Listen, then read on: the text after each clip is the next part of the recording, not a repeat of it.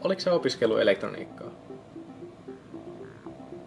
No, joka tapauksessa meillä olisi tässä yksi iPhone 4, mistä pitäisi lukitusnäppäin korjata. Ja me voitaisiin samalla näyttää se tälle meidän harjoittelijalle. Onko sä valmis? Aloitetaan.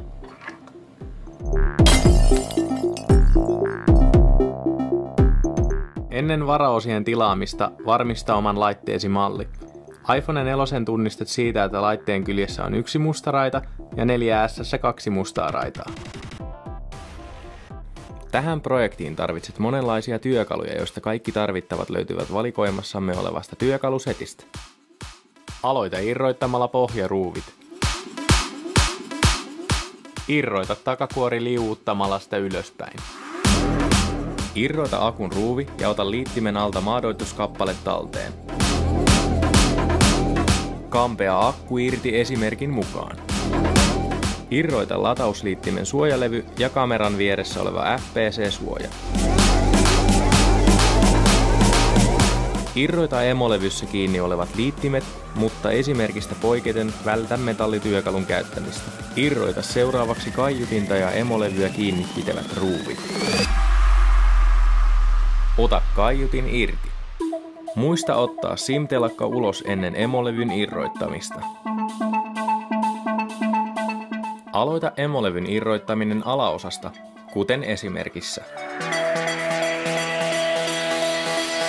Irroita värinähälytin, jonka jälkeen pääset käsiksi kaikkiin kulmaruuveihin.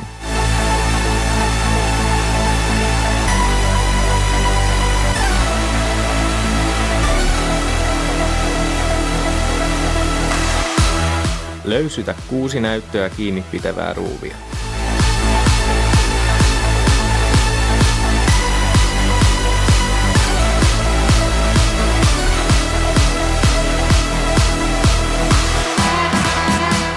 Voit helpottaa näytön irroittamista lämmittämällä sitä ensin. Kampea näyttö irti.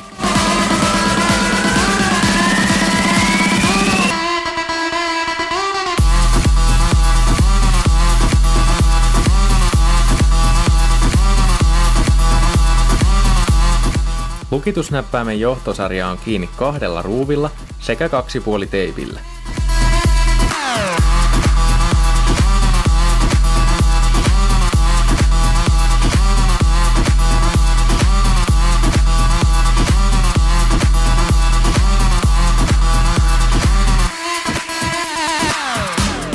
Siirrä tarvittaessa vanhasta johtosarjasta osia uuteen.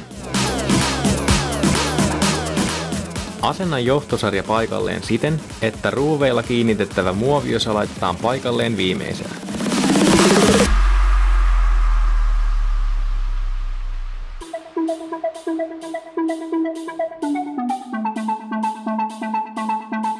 Auta johtojen läpivientiä varovaisesti sormella.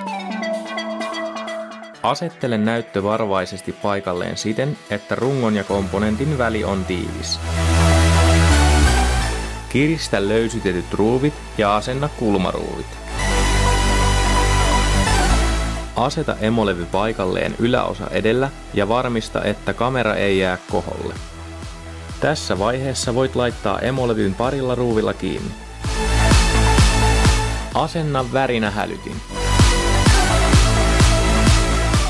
Kiinnitä kaiutin ja varmista, että kaikki antennin pinnit istuvat rungossa olevalle alemmalle tasolle. Kiinnitä kaikki emolevyn liittimet. Noudata erityistä varovaisuutta antennin liittimen kanssa. Aseta FPC-suoja paikalleen ja kiinnitä ruuvit. Asenna latausliittimen suojapelti. Tämän jälkeen pääsetkin jo asentamaan akkua. Ennen akun liittimen asentamista muista asettaa maadoituskappale paikalleen.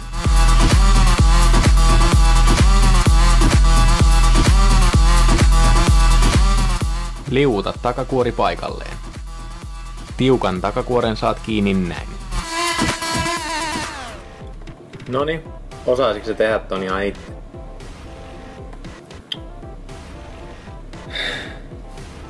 Jos sulla on jotain muuta kuin kaviot, niin paina tykkää. Jos sä haluat näitä videoita jatkossa lisää, niin paina tilaa. ja käy kommentoimassa tätä meidän Facebook-sivulla. Miksi sä hait meille harjoittelua?